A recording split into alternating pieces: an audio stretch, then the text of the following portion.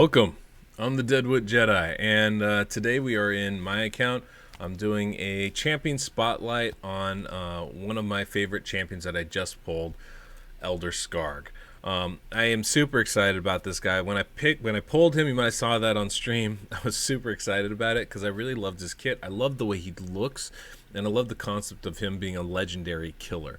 Now, in practicality, I don't know how true that part of it is, but I really do enjoy playing with him. I probably enjoy playing with him as much as any champion that I've had, on par with Coronar. Definitely, just he's really fun to use, and he's really good too. Now, is he an S tier new meta changing champion? No, I don't think so, but I do feel like he's really strong in a lot of areas of the game, and I want to cover those for you guys. So I've been trying to figure out different ways to do these champion spotlight videos, so I would really like to ask you guys at the end of this video, in the comments down below, just let me know, do you like the way I structured this? Do you like the style of the video? I am going to try and do some more of these, so I want to know, is this something that's more enjoyable for you guys? I'm trying to break it up a little bit, kind of keep it a bit more engaging. So one of the things we're going to do is I'm going to go ahead and go over his skills kits right now. After that, we're going to go ahead and bring him in the arena. This is where I think he's strongest in this game. Is going to be in the arena. He's going to be really good as a debuffer, really good as a damage dealer, surprisingly, and quite a decent champion. I think you're going to really want to level him up and use him, especially for arena. But he is useful in other areas. So after I show you the skills and we bring him in the arena, I'm going to go ahead and show you the gear that I put on him, and then we're going to take him into spiders, and then after that, I'm going to show you the masteries that he has, and then I'm going to actually take him into faction wars a little bit. That way you can get a sense of some of the synergy he has with the other barbarians in that tribe, clan, faction that he's a part of. Faction Wars, of course. But he synergizes extremely well for Faction Wars. He's extremely good for spiders. He's going to be good in pretty much all your dungeon runs. So he has utility all over the game. Even if his strengths are spiders and arena, you're going to want to use him everywhere, especially if you're an earlier level account. But that's all overview stuff. Let's go ahead and I'll show you his skills. All right, guys, so this is the Elder Skarg. I mean, he just looks amazing, right? I love the very Roman-esque kind of look, the centurion kind of thing with the red cloak, the lion mane on the back, the gold and leather armor, even the horns. It's just a sweet kit all the way around. He looks really sweet as a skin. As far as his skills go, we're gonna go ahead and start A1. Attacks one enemy, places an increased speed buff on himself if it's a crit, and if it's not a crit, places increased crit rate on himself. It's a really smart kit, works really nicely because they synergize. Oh, we're not critting? Well, let's put increased crit rate on him. Oh, we are critting? Let's make him faster. Let him hit more often.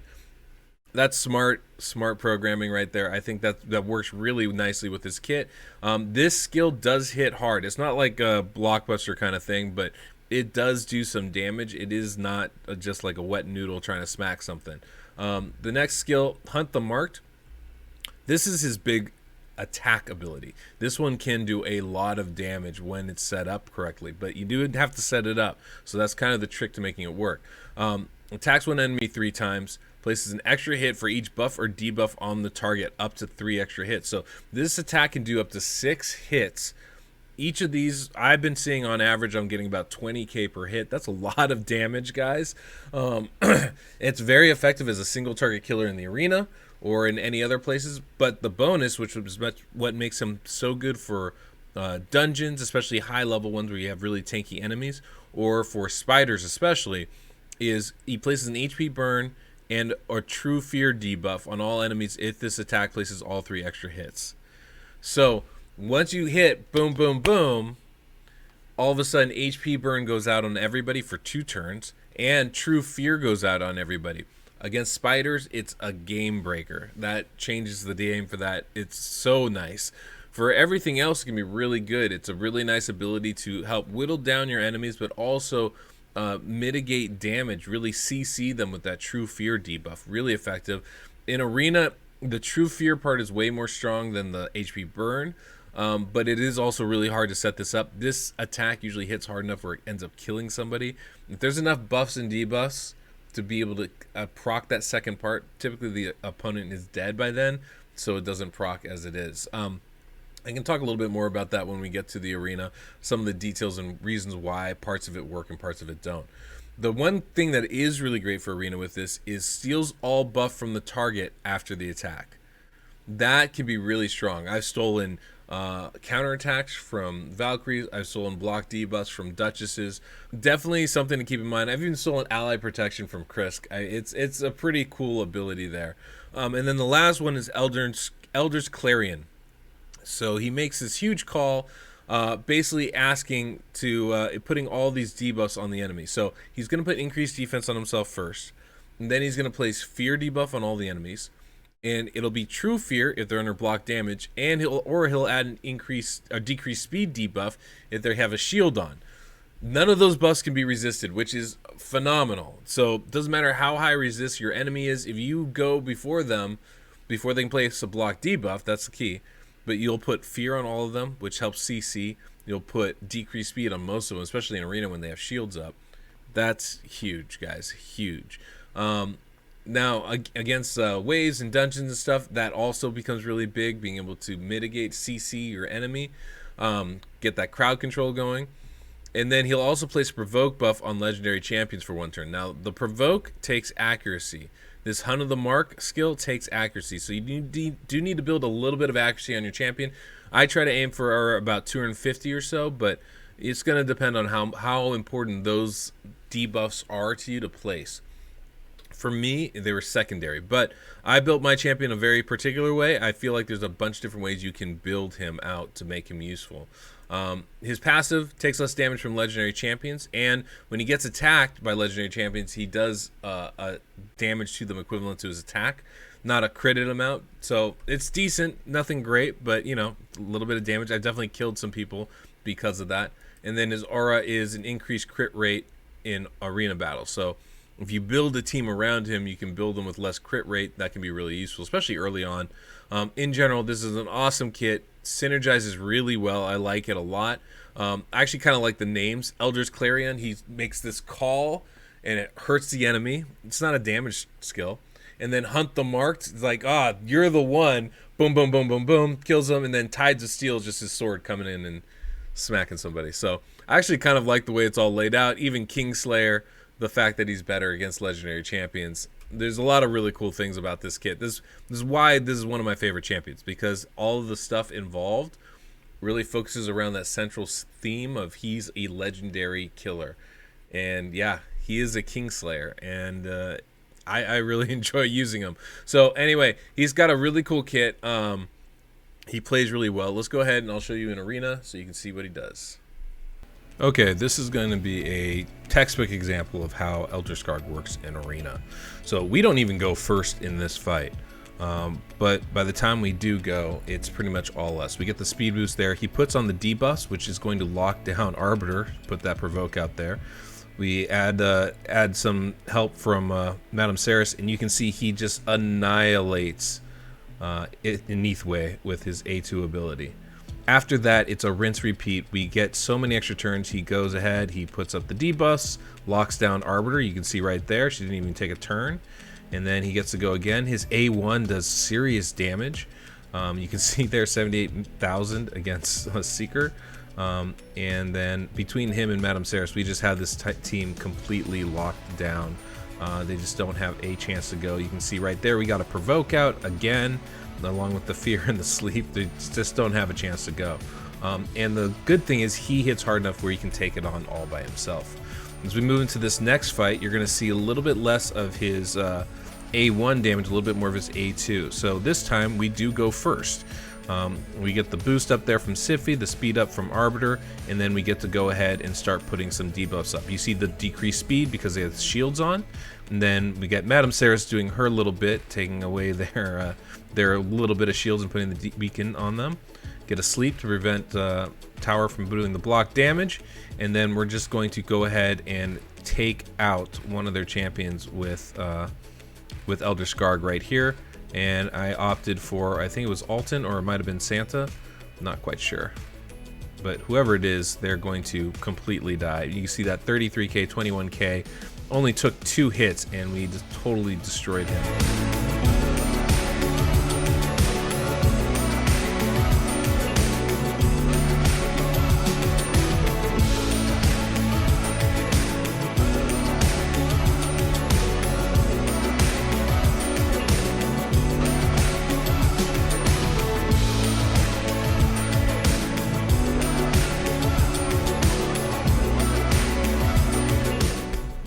So guys, in this one you're going to be able to see exactly how destructive his A2 ability is, as when we get set up here, our only goal is to make sure that we can get that debuff up. Once we do that, then it's about trying to keep Duchess out of the picture here. But we get the decreased defense, the decreased attack, we got well, decreased speed on most of them because they had shields on. We have provoke on the legendaries, at least Rhodos and Tormund there, if not Duchess. And so we're just trying to keep Duchess out of the fight till Elder Skarg can take their use their number 2 ability, the A2 ability there. And here he goes, and he's going to just nuke the heck out of her.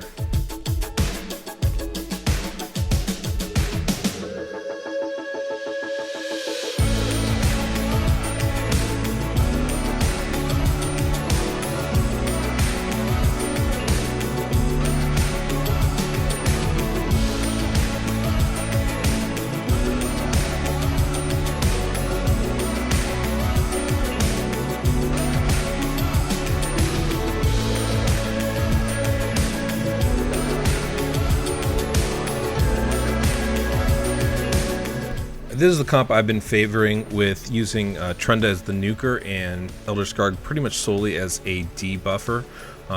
We actually don't go first again in this, but we are able to recover Elder Skarg. Thank goodness for that damage reduction. He's able to survive. We get the debuffs out there, which starts to lock them down, and then Trunda comes in with the nuke.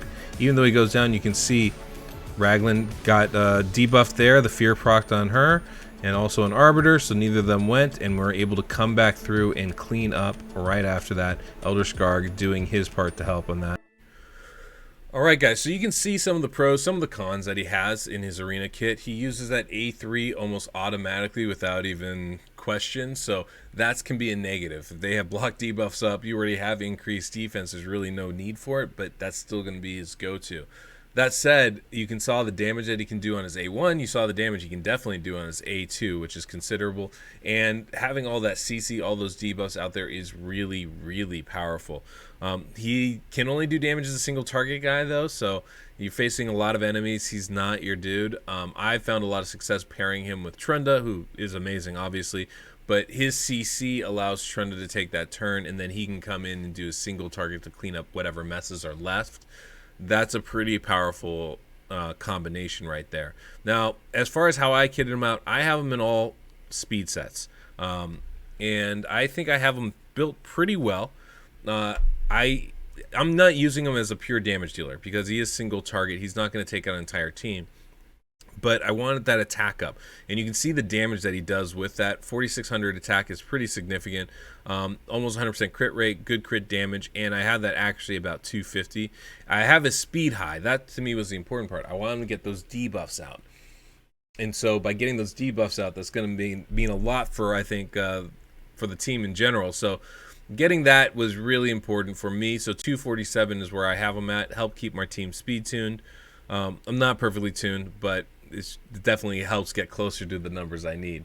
And so, yeah, that's how I built him. Got him with the crit damage gloves, attack, chest, speed boots, and then I have crit rate and crit damage throughout the build. Outside of that, I do have an actually banner on him, and crit damage amulet with attack ring. Now, like I said, you can build him, I feel, couple different ways. You can definitely build him with more defense and HP and let him be tankier. Let him really try to provoke, put a lot of accuracy on him. I feel like that's definitely a way you can go.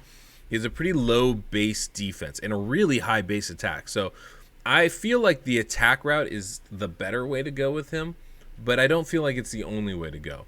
I could easily swap this out for an accuracy chest piece. He'd still do decent damage, and probably would land a lot of those debuffs a lot more often, especially the provokes. But I didn't feel like that was crucial to his kit. So I want him to be able to do a couple different things for me. And because he is good at a couple different things, that means you can kind of build him specifically for your team. Another reason why I actually really like this champion, I think he's pretty much an A-grade champion as far as I'm concerned. So let's go ahead. I'm going to show you guys him in spiders, and I want to show you in dragons, so you can get a better general sense of how much damage he does in comparison to other champions. And then I'll come back and we'll show his mastery. Okay, guys. First things first. He is great in spiders. But interesting thing, he works extremely well. I mean, extremely well when you pair him with a champion like Kantra. Kantra becomes the tank in this scenario, and because all Elder Skarg's debuffs are one turn, these are going to stack continuously. It is a fabulous combination. Now, one of the things I want to do is I want to get as many debuffs out there as I can so you can really see how he works and let all the HP burn do the damage. So I'm going to go ahead and bring in Richtof, who I've only sort of built up. He's not fully ready yet, but I'm going to bring him in just to add some poisons and let you watch exactly how it goes. So I'm just going to let it stay on auto. Lysandra is obviously amazing. She's going to make sure the spider doesn't take a turn, although the little spiderlings will. We get those debuffs on the boss, and you're going to watch right there. He does the A2, gets the burn on all the spiderlings. Now we're just going to let the little burns do all the damage work for us and take out the boss on its own. We probably have a little bit too much damage in our kit in general, so it's not going to be the fastest of runs, but you can see how effective it is. And look at all those debuffs, how fantastic that is. What an unusual, what an awesome way to go. And because all those debuffs are constantly coming off, even when Kantra gets hit, she's healing up.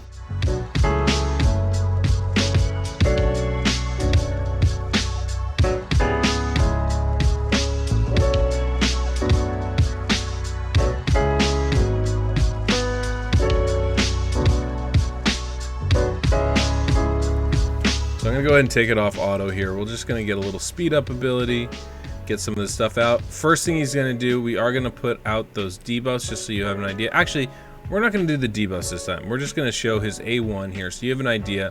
As we hit Apothecary right there, 15,000 damage. Not too bad considering there's no block, no decreased defense, no nothing else. We're going to get the decreased defense from Tayrel right there. And we can go ahead and get some speed reduction as well. Maybe sleep one or two of these guys here. Now, I want to show you this A2 ability. We're going to go ahead and drop this right here on Tayrel. He should survive, and because of that, we'll be able to get all 6 hits out. We should be able to get True Fear and the HP burn going. Boom, boom, boom. All of those hits about 25k each. That is significant damage. And you can see the True Fears are out on everybody as well. There you go, 35,000 with the decreased defense on. That's not too shabby. 47,000 on that crit. One thing he won't do is against a single target, he won't use his A2 ability. So at least that's what's happening against the bosses that he's facing. So it seems to me he's not using his A2 when against bosses. Now, I'm not sure if that's just single target or if that's every time, but it is an issue. Decreased defense is up. Let's show you his A2 just so you can see the kind of damage we're talking about. Again, 20 plus K, 25 plus K each and every hit. Okay guys, so you can see the damage he can do against dragons, so he definitely can hit, even if his AI doesn't work perfectly, especially against the bosses, doesn't use that A2 ability, but other than that, he's quite nice. Now, spiders, he's ridiculous. I love him on spiders. The big key is making sure you get 3 debuffs on the Spider Queen before you use his A2 ability. He uses the A3 first, so there's definitely time to get those debuffs up, but you just need to land those in order to get his HP burn going. But if you're struggling against spiders, he's going to be great for that. You do need to watch out for him being targeted by the spiderlings, though, because he is the weak affinity, so you'll want to bring in a tank for that. But otherwise, just awesome there. As far as the masteries go, now I chose a very specific route, okay? Let me go and move myself over. So I chose a specific route here. Now, offensive tree, I think this is pretty much what you're going to want to do, with maybe a couple minor changes, but typically when you choose the offensive tree, you're going with Keen Strike, you're going with Heart of Glory, just to get as much damage as possible. Whirlwind of Death, so he gets faster as he kills people, and Ruthless Ambush, make him hit harder on the first attack. Cycle of Violence is good to help get his cooldowns back faster. All of this stuff is pretty typical. You might not take Blood Shield.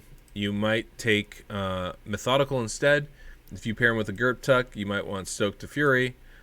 You also might not want Helm Smasher. You might want to take Flawless Execution. To me, the two are fairly equivalent.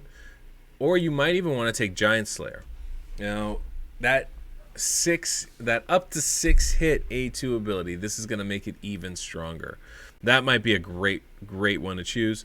You could also just choose War Master, would be fine, but pretty much any of those are going to fit him pretty well. Now, I went defensive tree to try to get to this cycle of revenge, so that when he gets hit, he gets a turn meter increase. When an ally gets hit, I should say. I think if I were to redo this, I would maybe come down the support tree. And the reason why is I would look for Arcane Celerity. He puts up so many debuffs, and they're all one-turn debuffs, that he's going to be getting this turn meter increase, I think, fairly often. And that'll help him take more turns and go faster, which is a good thing. So I would actually probably go down that route. You can get Lure of Seal to get a little bit more speed. You can get some more accuracy in the build. These two abilities, Sniper and Master Hexer, don't particularly help him as far as his damage dealing ability or his debuffs placement, because he's mostly placing fears, provokes. He does have HP burn, he does have some decreased speed, but those aren't his main skills, so I probably wouldn't go that route. I might actually try to come down here, get the Lure of Steel, maybe take Cycle of Magic so he gets his skills back, and stick with that. I think that might be the route I would take. Perhaps coming to Master Hexer so he can extend some of the decreased speeds that he might cast, or the HP burn that might drop. But that's pretty much the extent of what I would do there. So hopefully that kind of gives you a little bit of idea of how I would approach the Masteries. Now, the very last thing I want to show is him in Faction Wars, and the reason why is you saw him in Kantra kill it in the Spiders. They're such a good pairing. Well, I want to bring him and Kantra into my Faction War team so you can see how effective he is on that. So we're jumping right into this fight here, and I want you to pay attention to a couple things. One, Kantra putting out all those debuffs, Jotun hitting harder with the HP burnout, and then, of course, right there, Elder Skarg putting out the True Fear and the HP burn on all the enemies. Those three, the synergy between them is incredible. Now, obviously, my team is quite good. We have Valkyrie, which makes every part of this game so much easier, so I don't have to worry about somebody dying too early. However, the synergy that exists between Kantra, Elder Skarg, and Jotun is still no joke. Those three really work well together. Jotun's A3 ability hits much harder against champions with HP burn on, which is what Elder Skarg is doing when he uses that A2 ability. It's going on pretty much everybody. Kantra's putting out a bunch of debuffs, which enables Elder Skarg to put out that ability. And because Elder Skarg is continually placing fears and true fears, we're not letting the enemy hardly take any turns to attack. So just something to pay attention to. I'll go ahead and speed this up.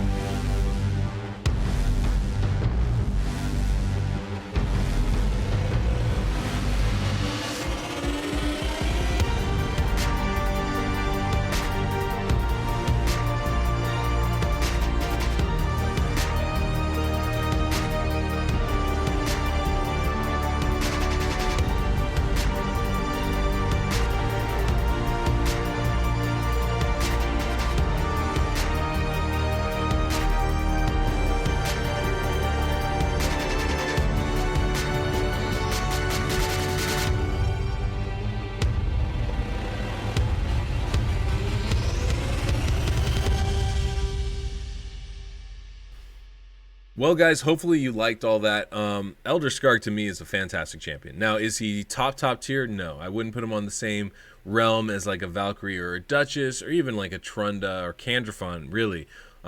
He's kind of got a weird spot in the game, right? Where he's a good single target damage dealer, but not great. He's an excellent debuffer, but he's also not great because they're all one-turn debuffs, right? And they're all maybe not procs in the fears, or they're all 50% chances. So, he'll be better some days and worse others. That said, I feel like his utility, the fact that you can build him in a couple different ways, you can use him in a couple different teams, makes him really good. And I think he's a worthy addition to most teams in the arena. I think I would not be surprised if we start seeing him a little bit in Platinum. Not a ton, but some. The provoke on legendary champions, the fear placement, I think those are things that are really valuable at that level. So you will see some people at the higher end build them with ultra speed and ultra accuracy. And I think for most of us, like if you're sitting in gold 4 and lower, building him with attack and letting him do some damage while also debuffing is going to be really useful. I would be surprised if we don't see him on some defensive teams as well, because those debuffs are just as effective on defense as they are on offense. So I really like his build. I really like the champion. I think we're going to be seeing a fair amount of him in this game. So definitely, do I recommend leveling him up, booking him out? I do. It doesn't take a lot of books, just like 8 of them, I believe. So I think you can build him up and you won't be disappointed. If you're struggling with spiders, he is a must build.